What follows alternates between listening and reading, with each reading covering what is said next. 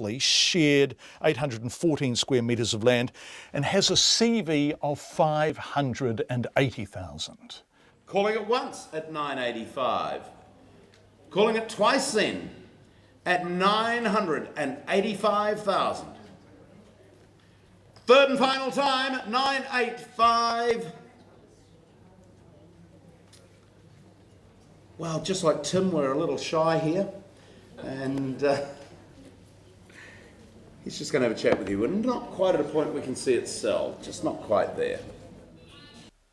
CV 580. A short time later, after negotiations, the house was sold for $1,001,000. Jesse Chang talked afterwards to Barfoot and Thompson auctioneer Craig McNear about whether home ownership in Auckland is simply becoming unattainable. You still can get some really affordable properties around the fringes of the city and also in some parts of the inner suburbs. It's just depending on what you are wanting and what you're looking for. Say, for example, in room 2 we had an older inner city apartment sold around the 500s from memory, that kind of thing. So there's definitely affordable properties. It's just what you want to focus on these days, as far as you just got to, some buyers are going to have to adjust what they want to get that affordable property around that new, average sale price or under it. Yeah. And so do you think buyers now, they're people who are actually wanting to live in the house, or they're investors? Can you get a gauge? Oh, look, the gauge in my room, I would say there would be a lot of people wanting to be owner-occupiers, from my experience today in the auction room. And how can you tell that? Oh, look, just sometimes the comments they make where they, want to move in, or they look, when I ask them questions, they seem to want to move in. But that's just depending on the property and depending, on the return and that kind of thing. You have some investors as well still quite keen. So probably a mixture. Craig McNear from Barfoot and Thompson speaking with our reporter Jesse Chang.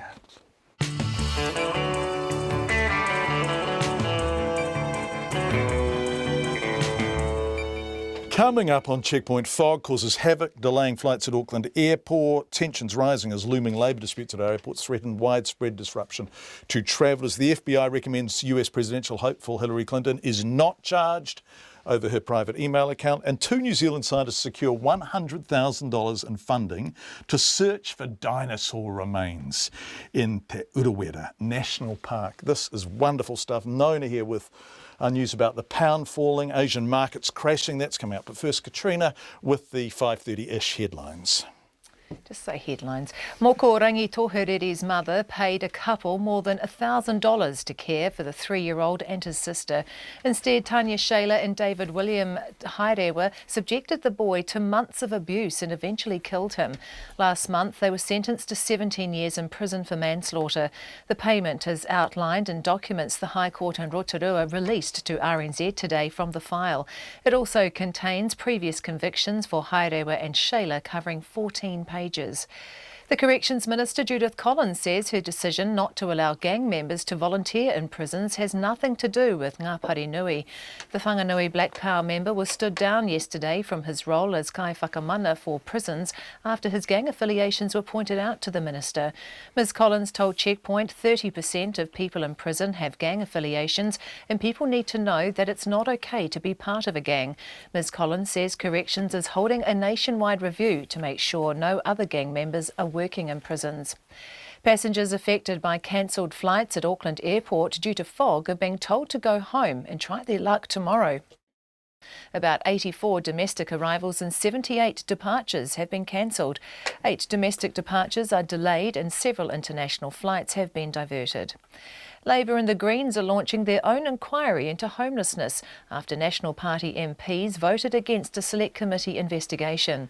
The two parties say they pitched the idea of a Select Committee inquiry because they thought it was time to try to find some cross-party consensus on how homelessness can be ended.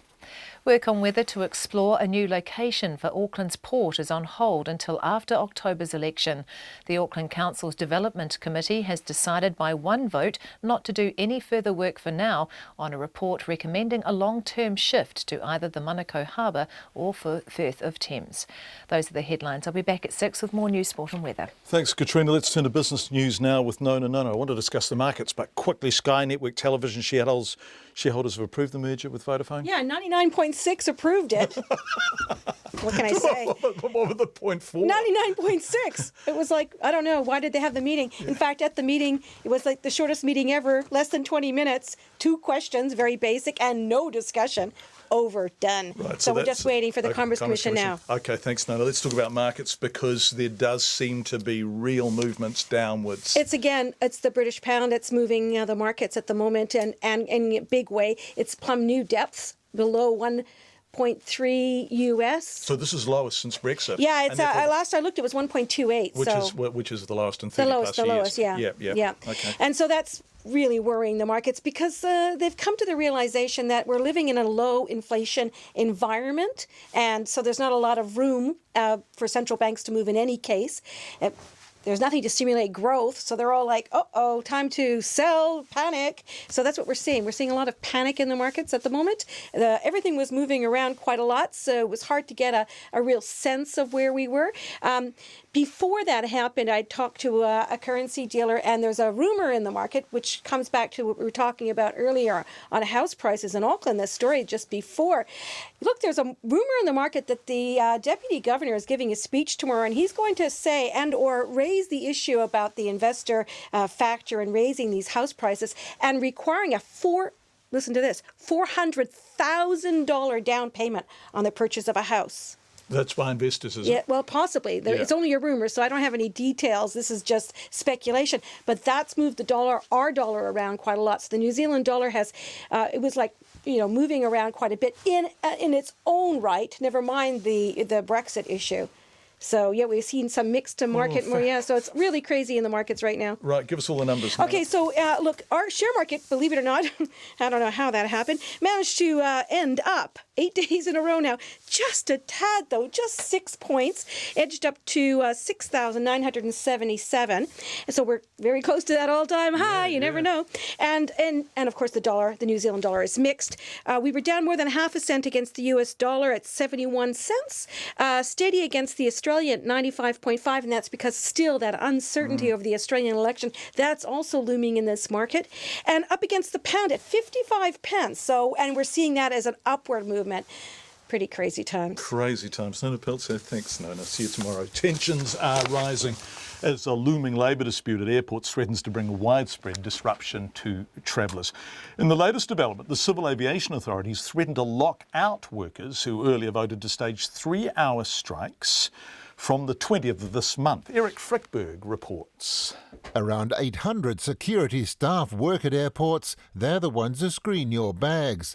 At least 500 of them are caught up in the latest dispute, according to one of their unions, Etu. It's accusing the Civil Aviation Authority of trying to erode pay and conditions, saying it's provoked the first planned walkout in 3 decades.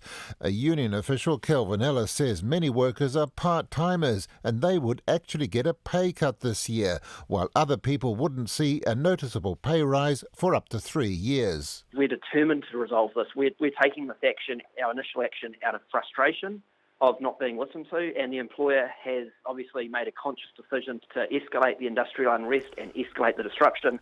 But the acting chief executive of the Civil Aviation Authority, John Campbell, says the pay offer made to staff is a good one, and a similar deal has been accepted by other unions. We think the offer we have made to date is fair and we think it is reasonable. We're frankly a little unclear what the union is finding difficult, but we are open-minded and we'll go into the compulsory mediation process with a very strong commitment to bring this thing to resolution.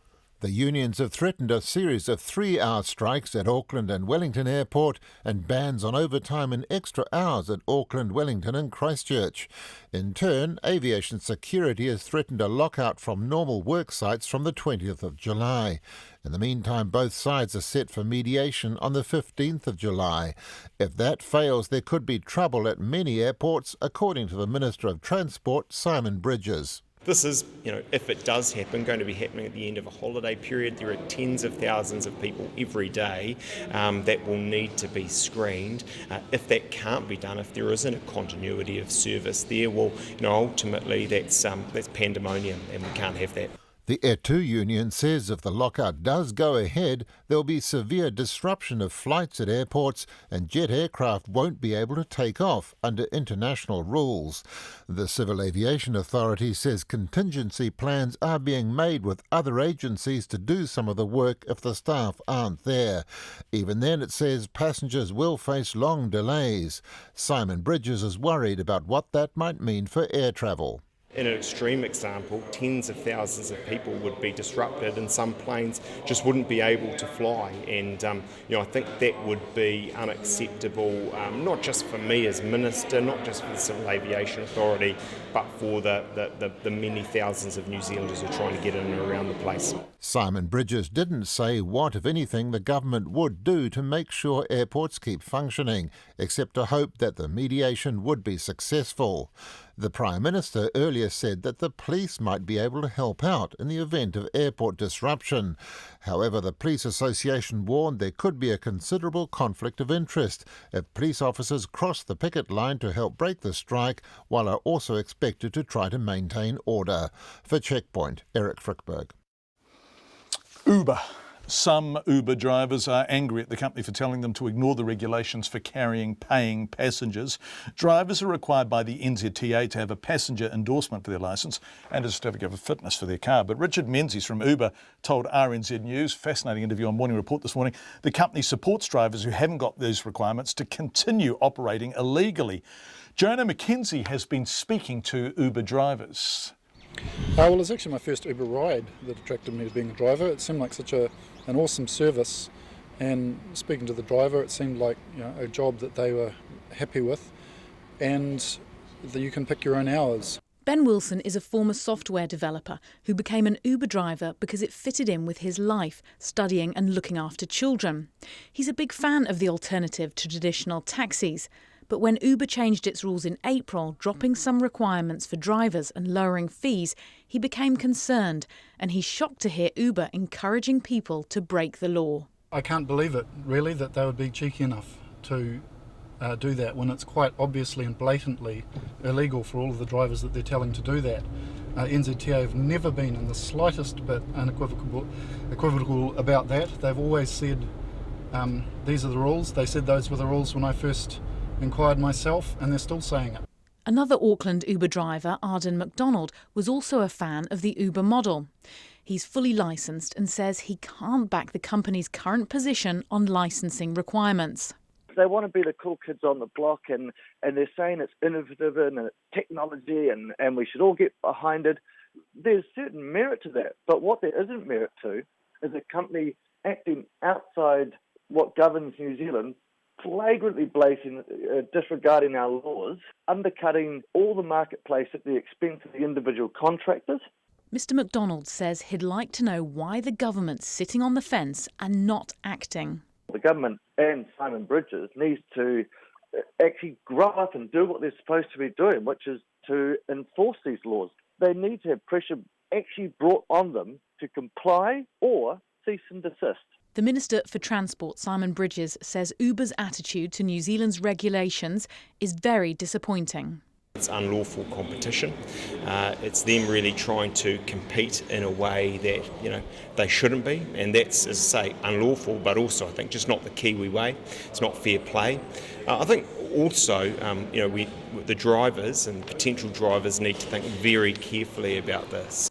Mr Bridges says drivers will face convictions and infringement notices. Uber isn't saying that they'll stand behind them in terms of the fines. That could be into the tens of thousands of dollars were they to be caught a couple of times, the loss of licence and the convictions that could go with this sort of thing. But Uber driver Ben Wilson says it's unfair to target the drivers instead of Uber. He's calling on the government to tell the company directly to stop breaking the law rather than picking on the drivers. For Checkpoint, called Joanna Mackenzie-Ternay.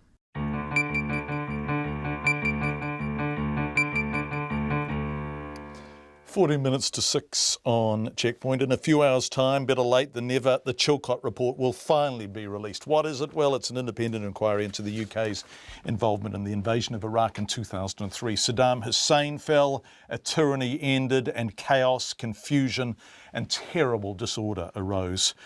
Parts of Iraq are now held by Islamic State. Over the weekend, an IS bomb killed over 200 people in Baghdad. That is actually the worst terror event since the 2003 invasion. And everywhere they've been, IS leave death, destruction, and a terrible hopelessness. As the BBC's Jeremy Bowen told me, one of the very few journalists to have been into post-IS Fallujah, it's emptiness and carnage. Well, John, you know, the thing about Fallujah is it's really close to Baghdad. You can drive there in less than an hour. And so it's remarkable that for more than 2 years, Islamic State were in control there. And before that, the place has been dominated by jihadists, Al-Qaeda earlier, really since the big American battles against them in 2004, 2006. So it's been a hotbed of jihadist activity for a long time, which is why the Iraqi army, when they took it, was so delighted. They said this is a job the Americans couldn't do and that we've done. Fallujah itself is, at the moment, absolutely deserted. It's a city of, I think, about 300,000 people. And apart from fighting men, there are no civilians whatsoever in it. Yeah, it truly is a ghost town. How did you get there, Jeremy? Because whilst IS have retreated, as the bombing in Baghdad reminds us, even when they're ostensibly gone, they're still able to kill. So how do you get in? To get into Fallujah at the moment, you have to go through various checkpoints. You can't just roll up there. Iraq is quite a highly regulated country, and you need to get papers and permissions. It's very bureaucratic. We managed to make a connection with one of the elite Iraqi army units. And I managed, thanks to our very good local producer here, I managed to get to talk to a brigadier general. First of all, a full general, then a brigadier general, and he put me in touch with a lieutenant, an intelligence lieutenant that they had, who said, sure, I'll come in with you now. So he travelled in with us from, there's a big base, probably about 10 miles outside Fallujah, which the Americans, among others, used to spend, they had a big detachment there. And so he would travel in the front seat of our vehicles, of our lead vehicle, we have two, and would get us through the checkpoints and then showed us around. And we needed that because in that particular situation, we would have been picked up and arrested or stopped from filming. But because I was with a uniformed officer, we were able to do it. So, Jeremy, IS flee Fallujah and bomb Baghdad. A terrible civilian casualty toll. Is that the payback for Fallujah? Well, I think that, it was absolutely that. And I think that as they come under more military pressure, they are returning to, their original tactics of urban terrorism, essentially. So they showed very strongly that if the Iraqi government thinks they're beaten, they're very much mistaken. That bomb, even by the grotesque standards of this city, was enormous and killed more than 200 people. And it was really shocking as well for Baghdadis. Even after so many years, people do not get used to mass slaughter. Jeremy, you used the phrase so many years ago, 2003, of course, the US and British-led invasion overthrew Saddam. And that was the beginning of a kind of vacuum, a power vacuum that has led to this sort of instability and what is effectively in some regions a kind of civil war. And people would recognise you. You're with the BBC, they would watch the BBC, they would recognise you, they would know, of course, their own history. Do they talk to you about this, how this all started? Yeah, sure they do. I mean, I think people are very wrapped up in the everyday, in the agony of life. But I've been asking that question to a lot of people because the reason I'm here at this particular time is because of Britain publishing the official inquiry, the Chilcot report into what happened in 2003 and afterwards, the run-up to the invasion and what happened during the occupation. So that's been many years in the writing. And so I've asked many Iraqis just what they think about that, and I've only found one person, who in fact was that army lieutenant who took us to Fallujah, who said, actually it was worse before in Saddam's days. And bizarrely, even though Saddam was such a brutal, blood-soaked dictator, there is quite a bit of nostalgia here for that era. And I think that's because since the invasion, there's been random killing, the growth of sectarian killing. I think that the jihadist influx into Iraq and the fact that they're still so influential. So all of that has made people, bizarrely, quite nostalgic for the relative order of Saddam's time. They would say, look, people knew where they were. You opposed him, you could end up in jail, you could be tortured, you could be killed. But if you didn't, you could go out in the evening and have a pleasant time with your family without thinking you'd get blown up. Jeremy Bowen, who is doing stunning work with the BBC in Baghdad. It's 8 minutes to 6 on Checkpoint. We've just got a live shot coming in from Auckland Airport. And you can see, if you're watching, if you can't, that beside the smaller centres, what are called regional flights, there is an awful lot of purple writing the word cancelled. Air New Zealand have just said that because of the fog, in the past few minutes, they've cancelled all regional flights this evening due to fog. So we think, as far as we're the main trunk line is still opening, that Auckland, Wellington, Christchurch line. Now, some of those flights are delayed, but regional flights have been cancelled for the night. It's caused havoc all day, with about 70 domestic arrivals and 72 departures already cancelled. So if you're heading to the airport to fly anywhere other than basically Wellington or Christchurch tonight, do check, but it looks like your flight is not happening for the time being. 2 New Zealand scientists have secured $100,000 in government funding to search for fossil remains in Te Urawera National Park. Remains of carnivorous dinosaurs related to the T-Rex have been found in the area in the past 50 years, including the discovery of a toe bone and a backbone from theropod dinosaurs by amateur paleontologist Joan Whiffen, who's done amazing work. Paleontologist Jane Crampton and GNS scientist John Begg will work with Tuhoi on the project over the 2 years. Earlier, I spoke to James Crampton and asked him what they'd found. We've only scratched the surface, done reconnaissance level work there. We know there's fossils there, all sorts of fossils, of marine shellfish, and we know there are fossil bones of larger animals that lived at the same time as the dinosaurs. But beyond just very low-level reconnaissance work, we really haven't searched.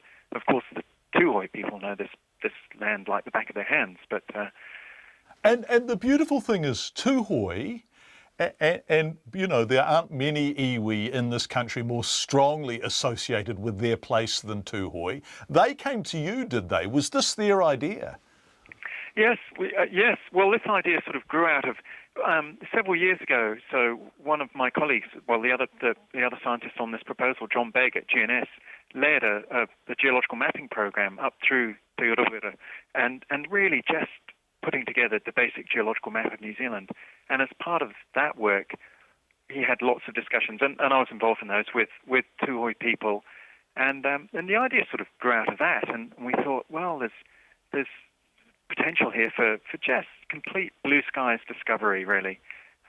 We know from the work that the famous amateur paleontologist Joan Whiffen did south of Te Urawera, we know that New Zealand had dinosaurs. We also know that the layer of rock that she was exploring, which she explored a tiny area of, that extends right up through the ranges and gorges of Te Urawera. And so it's this idea to go and explore. It's so exciting, isn't it? And it's wonderful in science. When you use the phrase blue sky, isn't it exciting that actually this is a journey of discovery, a voyage of discovery for you all. It is. I mean, it's real frontier paleontology, actually, because it is such forbidding. I mean, it's beautiful country, but it's forbidding to go and explore when you're actually trying to look at the rocks. And I guess I must emphasize that the fossils, there's that whole element of discovery for those, which is wonderful, but the fossils are also just a vehicle to draw people in to this whole, particularly young people, to this whole, the excitement of discovery. And from the fossils you can have conversations about all sorts of things, you know, whether it's climate change or resource exploration or whatever it is, lots of aspects of science. You start that conversation. The fossils are just, in a way, they're just a great hook to get people into those conversations. Yeah, and I'm hanging on every word, and we all instantly feel like little kids again. Every time dinosaurs are discussed, I'm transformed back to the little plastic ones I had as a 4-year-old and that my children have had. The question, I guess, though, about the fossils is how old are they? How old are the oldest? Do you know yet? Oh, we've got a reasonable idea. Probably about 85 million years old. So just when I was a child. Me too. You and me both. So yeah, they're about 85 million years old. So at that time, New Zealand, the dinosaurs became extinct at 65 million years ago. And at 85 million years ago, New Zealand was a sliver of land that had just broken away from the ancient supercontinent, Gondwana land. So we were physically separated. We were an island in the southwest Pacific, and we just sort of started, we're further south than we are today, and we just sort of started drifting north, under the power of continental drift. And as we drifted, some of the dinosaurs went along for the ride. That's exactly right. They were at that, by this stage, by the time these rocks were deposited, those dinosaurs were captive on New Zealand, which was bigger, probably bigger land area than today, but still a relatively small land area compared to the full-size continents. And so would their extinction have been separate from the wider extinction of dinosaurs? In other words, might they have run out of things to eat earlier and died off sooner? Oh, no, I don't think so. I mean, it would have still been a rich environment, probably looking not too dissimilar. I mean, there would have been differences in the vegetation, but probably not looking too dissimilar to what Te Urewera looks like today. Wow. No, they would have been rich. They did become extinct at the same time as all the other dinosaurs on the planet, when a massive asteroid smacked into Mexico, what is now Mexico. Yeah, extraordinary. One final question, because funding is precious, and you've just got $100,000 in government funding over 2 years, and that's going to make a real difference to this work, isn't it? Oh, absolutely. I mean, this sort of work can't go ahead without that sort of funding, which will help support just the field logistics, and moving in and out of the area, and hopefully, if we find exciting things, it'll even help fund, for example, getting medical CT scans of bones in the rock, because actually extracting the bones from the rock is incredibly difficult, and the technology is advancing so fast, for example, that you can now take CT scans and you don't need to take them out of the rock. Amazing, isn't it, James Crampton? We will update you on what they find. Of course, lots of feedback on Judith Collins. Good on Judith Collins. Make a strong statement that gangs and gang affiliations are not going to be validated and supported by corrections. Imagine the strength of the statement that this apparently pure citizen could make by quitting the gang, says Mac. John says something very similar. If you're keen on this lifelong gang member working in prison, why don't you take him home for the weekend just to see what he's really about? Or is that just too damn risky for you? Be aware, though, that gang members are among the most violent, despicable, untrustworthy bastards you will ever meet. So they're people who agree with Judith Collins. Those who don't say Judith Collins tells us the proportion of the prison population that is gang affiliated has increased over the last 8 years from 15 to 30%. That period is exactly the period that National has been in government, and she has held portfolios in justice, corrections and police. Maybe the question is not whether Ngāpari Nui should be stood down as a kaumātua helping troubled youth. He shouldn't, but rather whether National and Judith Collins in particular should resign because of their complete failure to stop the escalating problem of gang violence. Thank you for all your feedback, whatever side it's coming from. It's wonderful to hear from you.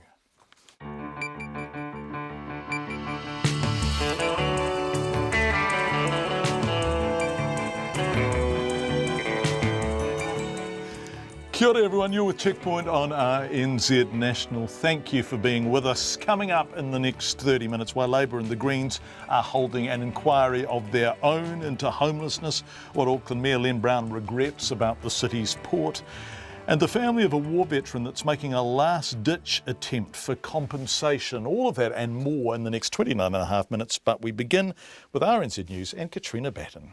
Ngā mihi nui, good evening.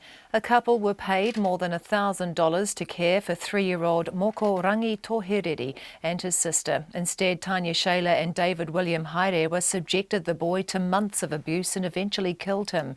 Last month, they were sentenced at the Rotorua High Court to 17 years in prison for manslaughter, and today the court released documents from the file to RNZ. The charges had been downgraded from murder to manslaughter. The court documents show that decision had gone all the way to the Deputy Solicitor General. Also, the pair have extensive criminal records. Haerewa has 109 convictions, including aggravated robbery and male assaults female. Justice Cates concluded at sentencing that the convictions were either too historic or not relevant for sentencing. Passengers affected by cancelled flights at a fog-bound Auckland airport are being told to go home and try their luck tomorrow. Jetstar says 650 of its passengers are grounded by fog and says it's likely the earliest flights will be available in the morning. A total of 161 flights have been cancelled. One passenger told RNZ News that Air New Zealand has announced over the airport's PA system that all its regional flights are cancelled and passengers are advised to go home or make alternative arrangements. The Novotel Airport Hotel says it's now full after stranded passengers snapped up remaining rooms. One stranded passenger says Air New Zealand is putting some passengers on a bus to Taupo. A South Taranaki iwi is calling for the Chief Executive of Corrections to resign over his role in removing a Black Power member from his volunteer position in prisons. Ngāpari Nui was stood down yesterday after his gang affiliations were pointed out to Corrections Minister Judith Collins. Corrections National Commissioner Jeremy Lightfoot met with Mr Nui and Ngāti Ruanui in Hawara today at a hui attended by about 200 people. Speaking from the meeting, the Kai Arataki for the iwi, Debbie Ngarewa Peka, says it's shameful and Mr Smith should also lose his job. There was unanimous support to ask for him to stand down and for him to be suspended pending a review. If our taonga has to be suspended, so should Ray Smith, who signed it off. Debbie Ngarewa Peka. The iwi wants independent review of Mr Nui's removal and an apology from the Minister.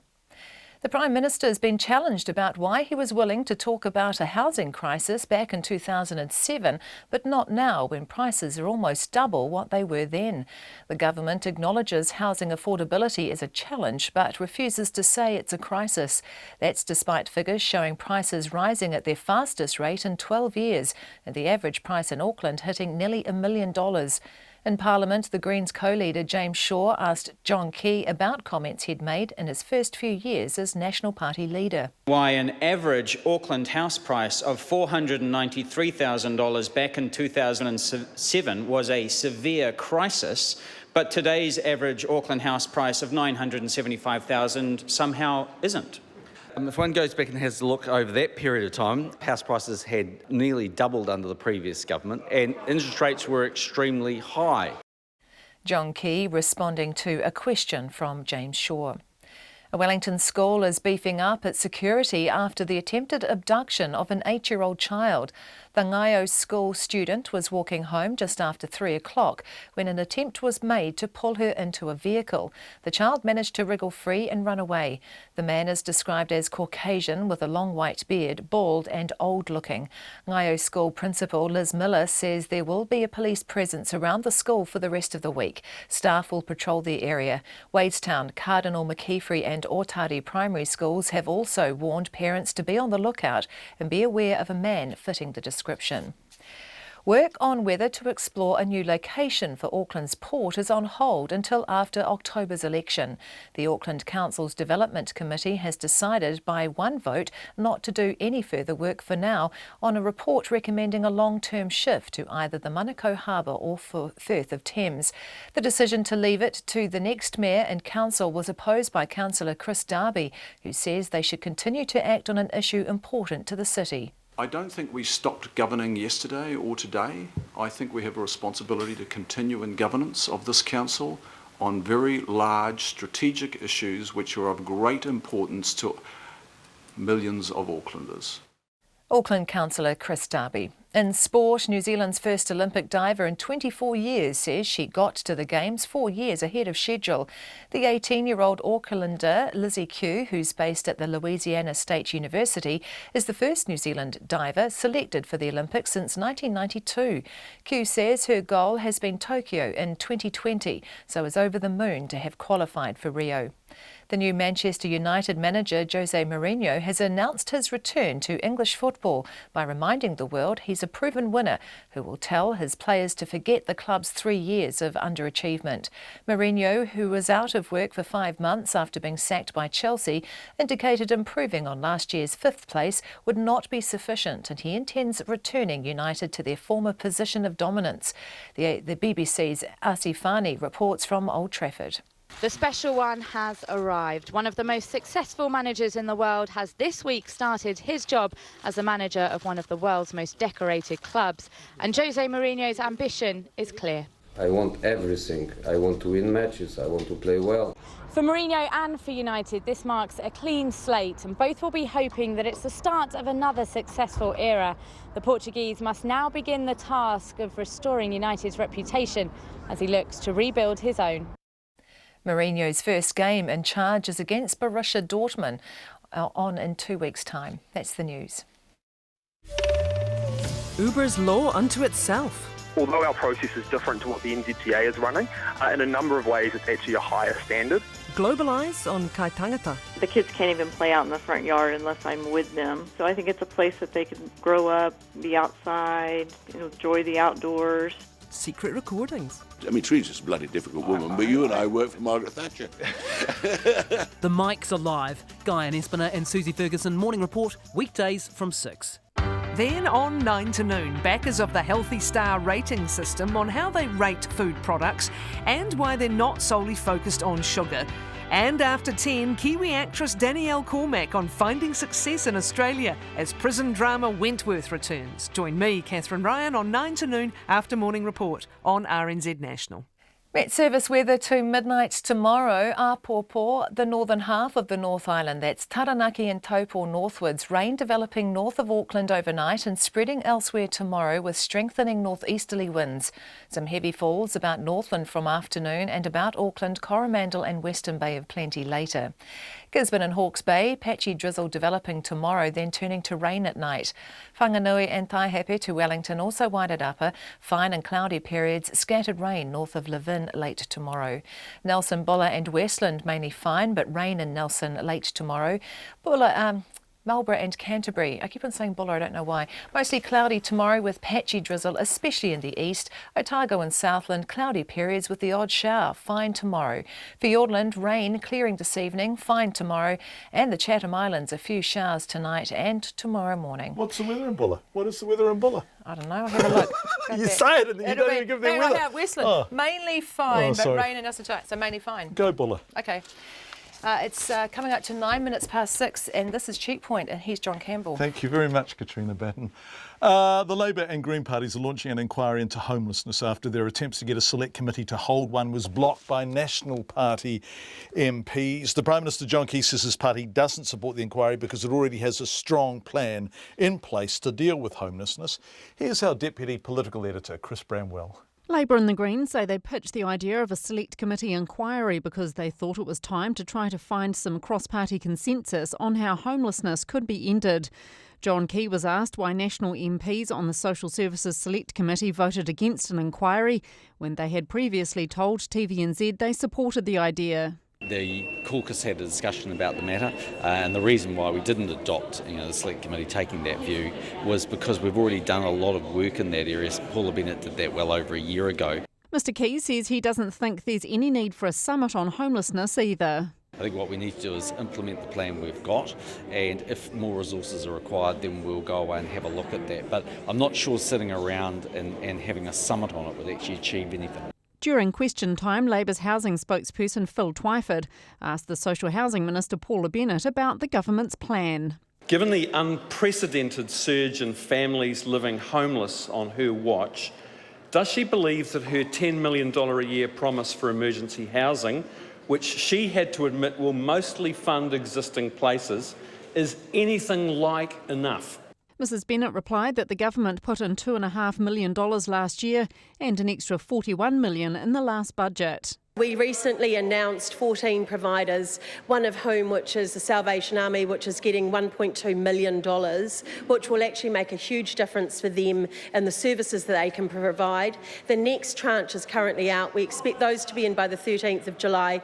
Phil Twyford asked Paula Bennett why she did not support a select committee inquiry. We have a range of initiatives, some which are already implemented, some that we are implementing, and some that are still in the negotiating stages, all of which will make a huge difference in the issues of homelessness and emergency housing, and that's what we want to concentrate on. Mr Twyford gave it one last shot. Did she instruct her caucus colleagues on the Social Services Committee to vote against the motion for an inquiry into homelessness, given that they had been supportive of an inquiry? Mr Speaker. I'll allow the Minister, but it's a pretty marginal question. Mr Speaker, no, I don't instruct the caucus to do anything. They had a discussion and we came to it as a collective. The Labour Greens inquiry will include hearings in a number of main centres and will also call for submissions from the public, experts and service providers. Ko Chris Bramwell tēnei atu e te whareparimata mō Checkpoint. Kia ora, Chris. It's 12 minutes past 6. The job of deciding if Auckland's port should move and where has been put on hold for a few months. If you have no idea where Auckland's port is, you just go to the bottom of Queen Street and turn right, basically. But the city's outgoing Mayor Len Brown has expressed regret for the first time that he didn't tackle the controversial issues sooner. Auckland councillors have decided to leave untouched until after October's election a study that recommended a long-term shift of the port. Our Auckland correspondent Todd Niall reports. The possible expansion of the port out into the Waitemata Harbour has been one of the most hotly debated issues in Auckland.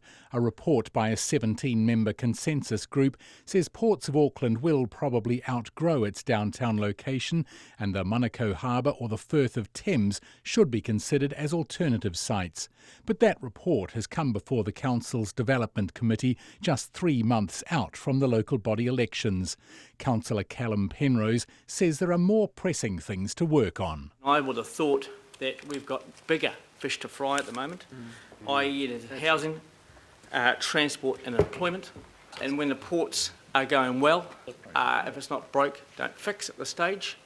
We're now debating this, and I think that's quite sad. Councillor Chris Darby led calls for work to continue on exploring the future options in the last months of this term and insisted it was a pressing matter. I don't think I can think of a topic that's come before this council where 1,000 boats have occupied the Waitemata Harbour and sailed and motored in rotation in protest, and 3,000 have gathered on the wharf, and then a second protest of around about 2,000. This is a very big topic for Aucklanders. Councillor Mike Lee says it should be left to the city's new mayor and possibly a changed council lineup. There is a healing process. It's not quite worked because actually there isn't really a consensus despite all the best efforts of Dr. Boven and his team. Ports have come out and said they still want to extend. Other people have said that is not, members of the consensus working group have said that's not the consensus we agreed to. The consensus group's chair, Dr. Rick Boven, says he thought there had been agreement on key findings. But he also told councillors that one of 3 Māori representatives, Karen Wilson, had withdrawn her support, citing insufficient weight given to a list of issues. Mana whenua values, principles and other matters that are crucial, including the ownership of the Waitemata and the Manukau harbours, co-governance arrangements and the impact of impending settlement claims. And observed that there was insufficient consideration of cultural impacts until later in the study, and the impact was not sufficiently discussed. Earlier in the day, another 7 members of the consensus group put out their own statement. It underlined there had been no agreement on any extension of Bledisloe Wharf, which the port company wants to push 40 metres further out into the harbour. At the height of protest over the port's expansion plans, the Mayor Len Brown came under fire for not moving sooner to get work done on the future needs of the port company.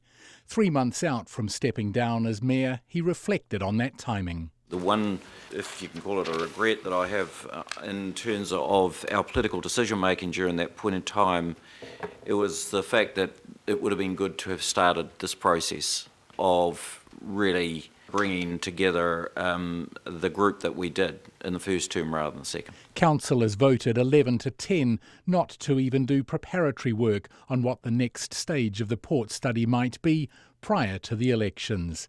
I tamaki makoro mō te hōtaka o te ahi ko Todd Nile tēnei. 6:15 on Checkpoint. The family of a war veteran is making a last-ditch effort for compensation from the Defence Force for the asbestos-related cancer it says Philip Taylor Mehana contracted in Vietnam. Mr. Taylor Mehana died last year after Veterans Affairs turned down his bid for a lump sum payment. He claimed the cancer was caused by the asbestos used to line ammunition bunkers at a base in Vietnam. Conan Young reports. After the rejection from Veterans Affairs, Philip Taylor Mehana's family is continuing its fight for compensation with the Waitangi Tribunal. The tribunal is conducting a wide-ranging inquiry into the mistreatment of Māori servicemen and women, and today Marama Mehana presented her father-in-law's case. Outside the hearing, she told me the only way Mr. Taylor Mehana could have inhaled asbestos was when he was ordered to demolish ammunition bunkers lined with the toxin as his battalion prepared to leave its base in Vietnam in 1971. She said her father-in-law died within a month of being diagnosed with asbestos-related cancer. So as a family, we're still trying to comprehend and come to terms with how our father, this fit, strong man, could go down so quickly with this type of cancer. Ms. Mehana is clear about what she would like to see come out of the hearing. My husband still serves in the army to this day, and as a wife and a mother, we have been around the army camps and it's been good for us. Just fairness, processes, anything to make it easier for other veterans and their whānau as well. The lawyer representing the Mehanas, Charles Hirschfeld, said it should be easy for the Defence Force to establish whether asbestos was used to line the ammunition bunkers. Once it's gone into, it shouldn't be a difficult exercise at all. I think the research will definitely show that it was a common material used at the time, particularly within the armed forces. That's already well known. It's just really pinpointing where these particular locations were. Charles Hirschfeld said the Mehana claim will have wide-ranging implications for all veterans, Māori and Pākehā. It's important so that others, therefore, might have a reasonable chance to investigate their own circumstances and bring that to the notice of this inquiry. So one would look forward to more information being available so that the collective effort supports all vets who are in the same situation. Once its inquiry is complete, the Waitangi Tribunal is expected to make recommendations to the government on how to address any injustices committed against Māori in the services. A Defence Force spokesperson said it was unable to comment on the specifics of the case due to privacy concerns. In Ōtautahi for Checkpoint, ko Conan Young tēnei. Thank you very much, Conan. We are going to talk sport now, and All Blacks coach Steve Hansen appears to be keen to stick around for another 3 years at least. Here to tell us about it is our sports reporter, Matt Chatterton. Matt, welcome. Thank you for having me. Oh, it was lovely to have you. So what can you tell us about this? So Steve Hansen, is anyone really surprised that he wants another crack at it? No, well, I mean, obviously, he's been incredibly successful since he took over from Sir Graham Henry back in 2012. I think he's only had 3 losses as the All Blacks head coach since then, which is quite remarkable. But yeah, he is only contracted on until the end of next year, which would see him through the Lions tour, which is next year. But he came out on BBC Sport 5 Live this morning or overnight and said that he's interested in staying on to 2019 when the World Cup heads to Japan. He is a fascinating fellow, isn't he? Because after Graham Henry, you thought, gosh, what can he do? Yeah. But he had Richie McCaw and Dan Carter and Martin Ono and Conrad Smith and Tony Woodcock, Kevin Maulam, all these fantastic All Blacks, and so you thought, okay, well, maybe it's the players but those guys have gone. Yeah. And on the face of it, he looks to be Seems to be taking them to another level, you know. That phrase has been thrown around a lot, I guess, in the last year. You know, how do you take a team and, you know, improve as they have? And with the new breed of All Blacks he's bringing through, that you can sort of see the sort of style of play that he's bringing to the game, the speed that the All Blacks play at is he just simply likes it phenomenal. fast, doesn't he? Faster. Indeed. So, yes, he believes sort of within the next month, him and the NZRU will hopefully have reached an agreement as to him staying on till 2019, which is pretty exciting news. Yeah, it is. Right, let's talk tennis. Tennis, yes. Michael Venus. Yes, Michael Venus is a New Zealand tennis player. He was playing at Wimbledon, the third Grand Slam of the year in London. Unfortunately, he was beaten overnight. He was playing doubles, right? He was playing doubles with his partner, Croatia's Mate Pavic. They were playing the winners of the Australian Open men's doubles, which was Jamie Murray, Andy Murray's brother, who's still in the competition, and a fella from Brazil. And they were actually in quite a big game. It had to be called off overnight because they were down 2-0, and then they won the last 2 sets to square it back up. And then in the third set, with the decider at Wimbledon, you have to win by 2 or more games in the set. And they actually got to 13-all and had to call off the match because it was too dark. So they came back the next day and ended up losing 16-14. So a bit of a marathon match. Yeah. Not quite to the extent of John Isner a few years ago when he played for 11 hours, but it was still a mammoth effort. And we actually have a bit of audio here of Venus. Here's what he had to say following the loss. We've had a great start to the year. If anyone had said that at the beginning of the year, we would have taken that in a heartbeat. Yeah, and then being the third round here and in a position to be in the quarterfinals, definitely tough right now, but I'm sure we'll look back in a couple of weeks and say, you know, it was good, and just hopefully we can keep putting ourselves in these situations and try and come through in some of these other matches. So Michael Venus there talking about his loss at Wimbledon. Venus has actually had 4 wins this season with his partner Mate Pavic in the doubles arena in the ATP circuit. So he's had quite a successful year, and he's about to head off to the Olympics to represent New Zealand along with Marcus Daniel at the Olympics. So that will be exciting. Just to preview, I guess, a couple of games overnight. The men's quarterfinals at Wimbledon play overnight. So we've got Roger Federer, the third seed from Switzerland. He's playing Marin Cilic from Croatia. Then Andy Murray, I guess Great Britain's hopeful. He is playing Frenchman Jo-Wilfried Tsonga. I see from your notes he's second seed, is he? Yeah. He was. Novak Djokovic was number 1 seed, but he got beaten by this man, American Sam Querrey, who is playing Canadian Milos Raonic. And then finally, Thomas Berdych is playing Lucas Pouille of France. So okay, so that's the men's quarterfinals, and the women's quarterfinals are the next. No, they've already played the quarterfinals. The semi-finals will be played on tomorrow evening or tomorrow night. Venus and Serena Williams are both in action, so not playing each other, but they could possibly meet in the final, which would be quite exciting to see. Finally, before we wrap up, 18-year-old Elizabeth Q will compete at the Olympics for New Zealand in the 3-metre springboard diving event. She's the first diver to represent New Zealand at the Olympics in 24 years, which is quite a remarkable feat.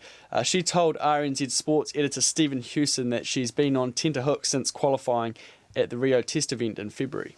After my trial event, I was just a waiting game. I knew that I would find out in June. So really, the months going up to it, I've just been treating it like I have been selected. So to find out that I actually was selected was absolutely amazing. Because you beat the reigning Commonwealth Games champion at that event? That was amazing. I couldn't believe it. I mean, I've been training consistently hard, and just Rio gave me that hunger to try get there, and just moving to the States and training hard every day, twice a day, has just helped my skills a lot. Your hopes of getting to, when you're at Rio, what would be a good result for you? I mean, I would love to make finals in my first Olympics. The goal has always been 2020, and to be able to go to 2016 as that stepping stone and that experience before the 2020 where I feel like I will be at my peak is just amazing. If I made finals, I would be over the moon. The first New Zealand diver to represent New Zealand at the Olympics in 24 years. Let's go back to Uber. Telling New Zealand drivers not to worry about the legal requirements for carrying paying passengers. It says that it has other ways to meet the same safety requirements as the transport agency endorsement. So what do drivers think about being told to break the law? Joanna McKenzie went for a drive with Ben Wilson, an Uber driver who also chairs the New Zealand Uber Driver Association. Set my phone up, as I always do, so that you can give the genuine Uber experience to the passengers of being able to put their own music on. And so then in April, when Uber changed its rules, that you didn't need to have gone through a lot of that compliance, what did you think about that change? I was shocked initially that would have happened, and I actually couldn't believe it at the time, so I had to check on the site, but sure enough there was an announcement that as of that moment the compliance drop had happened, but also the price drop, which was the real punch in the face for the drivers. I mean, worrying about other drivers being compliant is a sort of big picture thing, but worrying about, as of right now, I'm suddenly getting 20% less per ride. Wow, thanks for that. Thanks for the consultation. When you hear the head of operations for Uber in New Zealand telling people that it's okay to continue if they haven't got this compliance, what have been your thoughts? How on earth the management of Uber can be blatantly telling people that they can get out there and drive in a way that will be targeted by the enforcement officers, and they will receive fines, they will receive notices to stop driving, they could have their vehicle impounded. And so what would you like the New Zealand government or the NZTA to do to try to resolve this situation? I think the New Zealand government should directly tell Uber themselves that this non-compliant experiment that they're engaging in, I think that's what Uber themselves called it initially in Christchurch, and now it's now an experiment that they're taking to the national level, has to stop. That they can't do that. This is a country of laws, and if they want their company to continue operating in New Zealand at all, they have to immediately reverse that particular part of it. Yes, fascinating issue this. Just before we go tonight, the FBI has recommended the US presidential hopeful Hillary Clinton is not charged for using a private email account during her time as the Secretary of State. Obviously, that's a huge relief for her. But remarks from the FBI director that Mrs. Clinton had been extremely careless have been seized upon by Republicans. Here's Harry Horton. Today was supposed to be all about the moment when Hillary Clinton teamed up with President Barack Obama to give her bid for the White House a boost. But for a few minutes on Tuesday morning, her entire campaign hung in the balance. After a year-long investigation into Clinton's use of a private email server when Secretary of State, FBI Director James Comey delivered the verdict. Although we did not find clear evidence that Secretary Clinton or her colleagues intended to violate laws governing the handling of classified information, there is evidence that they were extremely careless in their handling of very sensitive, highly classified information. In looking back at our investigations into the mishandling or removal of classified information, we cannot find a case that would support bringing criminal charges on these facts. Republicans were furious at the decision not to file charges, laying into both the FBI and Hillary Clinton. The investigation found more than 100 classified emails were sent and received via Clinton's personal account. At least 8 of those were determined top secret. Although her campaign team will breathe a sigh of relief, the FBI's criticism of Hillary Clinton's behaviour will no doubt come up time and time again during the election. Here's Julian Sanchez from the Cato Institute. A big part of the appeal she obviously wants to try and milk is the idea that she has the experience to be commander-in-chief, that she's fit in a way that Donald Trump is not, by dint of her experience as Secretary of State and prior to that. And so to have that point of strength called into question this way, I think makes it difficult for her. The Justice Department is likely to accept the findings of the FBI's investigation and recommendation not to bring charges. But the remarks made by the FBI director serve as a ready-made attack ad on Hillary Clinton. The accusation Republicans will make now is that she is unfit to be president. In an election featuring 2 deeply unpopular candidates, Americans now face a choice not of who they like the most, but of who they dislike the least. Harry Horton, Washington. That is an excellent name, Harry Horton. And Harry Horton ends Checkpoint for tonight. Thank you for being with us. Thank you for listening. We'll be back tomorrow at 5. RNZ News headlines at 6:30. The Corrections Minister says her decision not to allow gang members to volunteer in prisons has nothing to do with the Whanganui Black Power member stood down yesterday from his role as kaiwhakamana for prisons. Court documents show Moko's mother paid Tanya Shaler and David Hairewa more than $1,000 to care for the 3-year-old whose manslaughter they were convicted of. Passengers affected by more than 160 cancelled or delayed flights at fog-bound Auckland Airport are being told to go home and try their luck tomorrow. And Mangere residents have been waiting for the all clear after a tip-off about homemade explosives at a Henwood Road property. Our next news and weather is at 7. His favoured politician in the world, Nigel Farage, is advocating actually that Britain has New Zealand's immigration rules. Oh, no, he's not. No, he meant New Zealand first policy.